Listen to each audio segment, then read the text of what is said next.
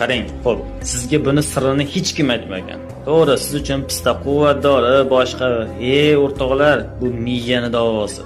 Miyani haqiqiy davosi bor-ku. Sizga buni aniq aytishmagan. Ibn Sino nima degan bilasizmi? Miyani ichki tizimini uyg'otib quvvatga to'ldiradi. Miyani o'stirishga, miyani boqishga eng katta vitamin, tabiiy vitamin mana shu narsada bor do'stlar.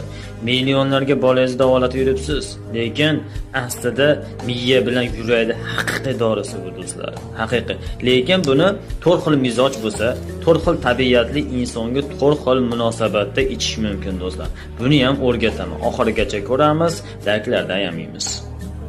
Xo'p, serjahl tez harakat odam sut yoki qatiq bilan yesa juda ham yaxshi bo'ladi.